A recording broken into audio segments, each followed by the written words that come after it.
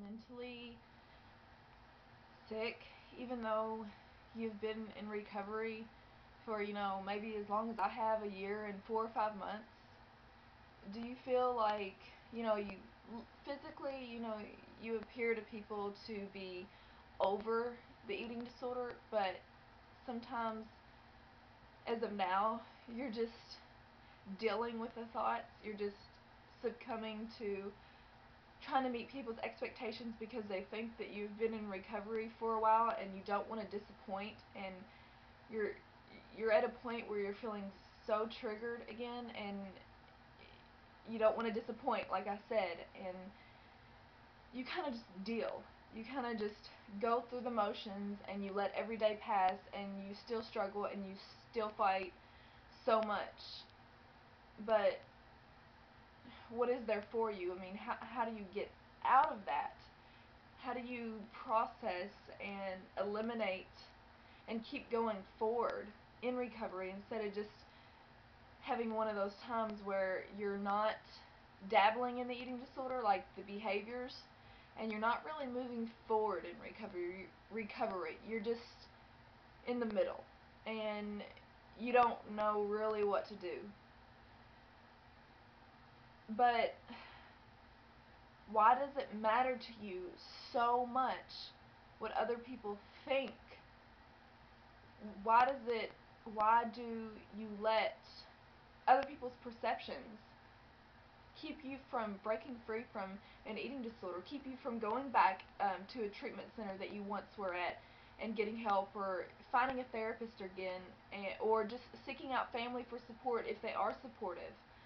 What's keeping you from that? Is it the pride, or is it not wanting to let people disappoint, and is it another fuel for perfectionism in your life?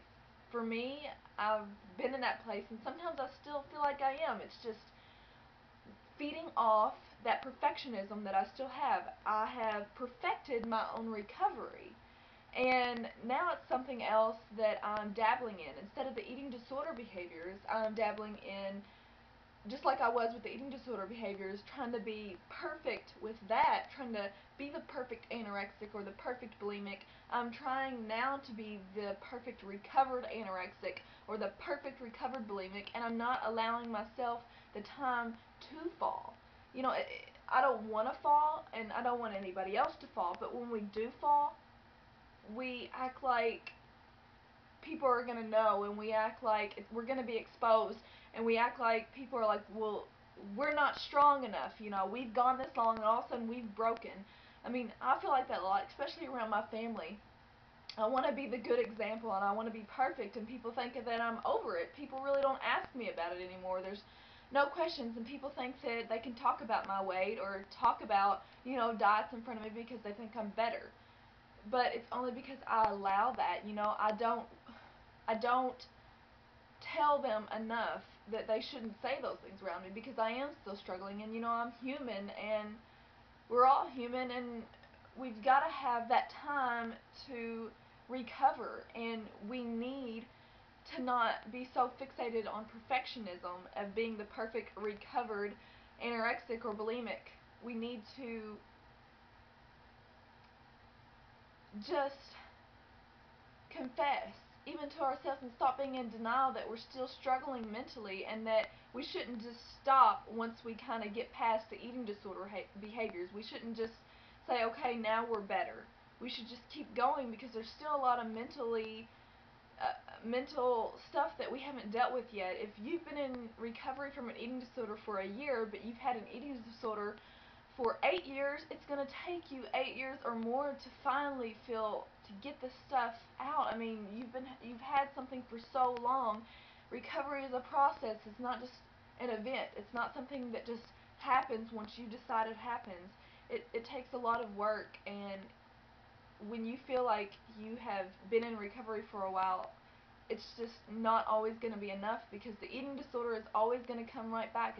It's like Satan, offering you a deal every day and wanting you to give in to the eating disorder. He comes in the form of the eating disorder, and we have to differentiate ourselves from the eating disorder. We have to create our own identity and find who we are while we're recovering. And so many people that are recovering forget that. They still associate themselves with the eating disorder. They still associate themselves with all the things, the perfectionism. They still hold on to some of the qualities that the eating disorder has, and we need to cut the strings totally, and we need to keep fighting, because if we don't totally cut the apron strings, then we're never going to be able to fully recover, and we're never going to be mentally where we want to be. I mean, I do believe in crosses, and I believe that a lot of people will have to carry this certain cross through the rest of their life, but it's not always going to be like that. You know, I'm hopeful that I'm not going to have these thoughts every single day,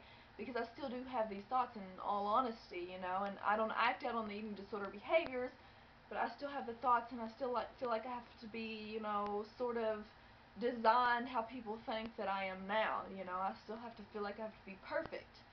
But we don't have to be like that, you know. Why do we feel like we have to be this superhuman? Why can't I think that it is so much more humble to go out and say, you know, I'm struggling with this, and I think that is such a better example than to just be hiding everything.